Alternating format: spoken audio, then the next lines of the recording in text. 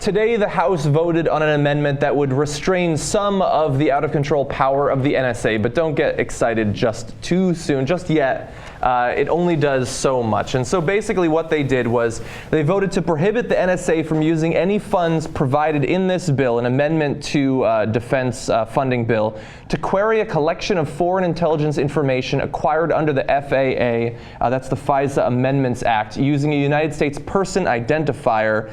Basically, it effectively bars the N.S.A. or the Central Intelligence Agency from forcing device manufacturers to install technical backdoors in their product. So basically, they can't force these device manufacturers to allow backdoors for the N.S.A. or other intelligence agencies to get in. And also, it gets rid of, at least for the next year, if this eventually passes, the N.S.A. doing what they can to sort of get around regulations that don't allow you to collect information on Americans. So now, so long as they don't target specifically Americans with their collection efforts, they can get information from Americans by accident, they would say, and then store and search the information. This would try to restrain that from happening. The word target was fairly ambiguous. Exactly, and yeah. Anything they swept up in a targeted search they could keep, and that was the metaphor would be the NSA is allowed to pull out a shotgun, and I'm aiming it at the bird over there, but the shotgun spray is going to hit about 40 people. I'm not aiming at those 40 people; it's hitting those 40. So that's what's happening. Fine. So, but they're not targeting them, but they know for certain it's going to hit other people. Yeah, and that's in fact the entire point. Yes, and this would at least restrain that to some extent. So if it passes, and again, this is not law yet. This is an amendment that is passed to a bill that could go on to pass. Well, in addition to disagreeing with your assessment at the beginning of the show about Hillary Clinton, I'm going to disagree with something you just said now, John. What's that? Because you said, like, don't get excited, it's not a big deal. I said don't get too excited. Okay, all right, fair enough. So we can get excited? We can get a little excited. Like, this is I'm excited already. This bill is sponsored by James Sensenbrenner, Republican of Wisconsin, Thomas Massey, a Republican of Connecticut, and Zoe Lofgren from California, a Democrat. It passed overwhelmingly. Yeah, bring up the breakdown, Democrat to Republican. You see that it was actually bipartisan support that it passed with. 158 to 29 among the Democrats. That's obviously so. But look at that, Republicans 135 to 94 in favor. Yeah, right. A little closer, but still, they did vote for it. So who are the people voting against this? That's what I'd like to know. Oh, the establishment, like Eric Cantor, wholeheartedly voted against it, lobbied against it, tried to kill it. So, and the people who are the government, are the mainstream that want to get all of our information. And what do they say? Their excuse, of course, is we need to protect you. Safety, and if you haven't done anything wrong, what's the, why do you want Al-Qaeda to be, there's nothing about Al-Qaeda. You're getting my info. And probably the House Permanent Select Intelligence Committee, because they, in what their task has been to sort of keep an eye on the NSA, and what they've done essentially has been like, what do you need? Yeah. What do you need? How do we make this? What do I have to tell my friends to shut them up in the House so that you can do whatever you want? So there's a significant element, but that's why it's significant, is that those votes are rather overwhelming. The Democratic support overwhelming, 158 to 29, and the Republicans significant. And like, it's going to be, obviously the Senate, it might not pass the full House because now it's been amended. The bill has to go back to the House, and strong powers could, I suppose, prevent it. It needs to strip the amendment out later. Right. It needs to pass the Senate, and who knows what could happen there in the Senate, and Obama could veto it.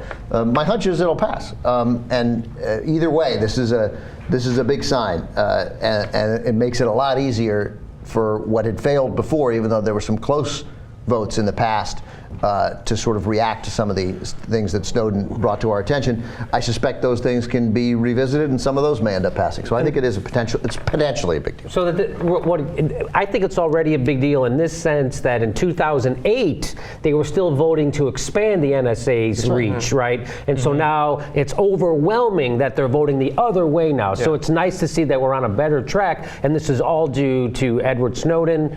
And so let me just agree with Ben and Jimmy on two important points there.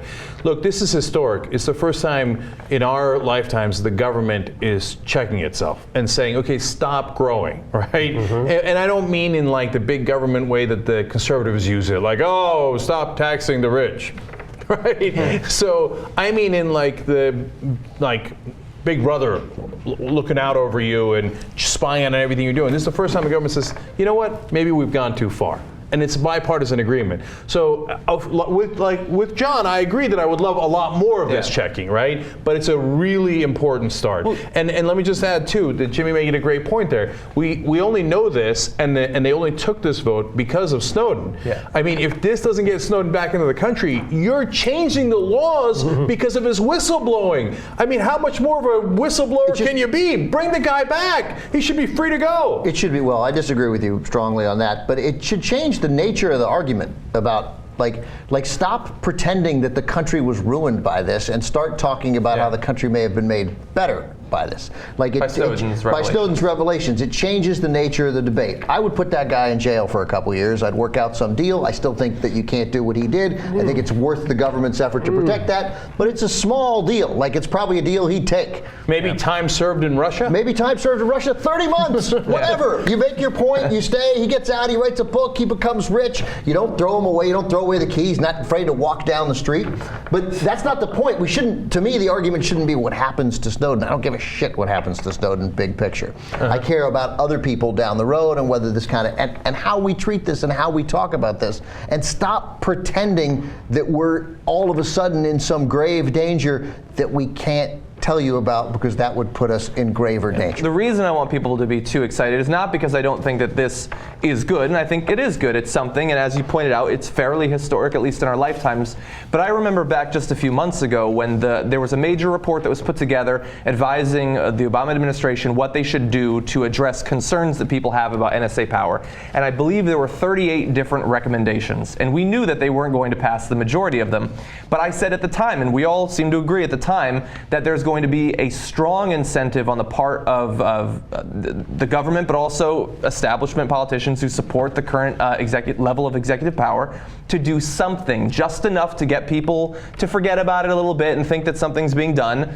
And this is something, I mean, they're stopping them from using funds to target Americans, but have they made it any more illegal? Are we going to see people go to jail for these investigations or for getting information on Americans? Now you want people to go to jail. And then a ticker tape parade. I'm just saying that this could very well end up just being window dressing when we know how deep the misuse of power goes.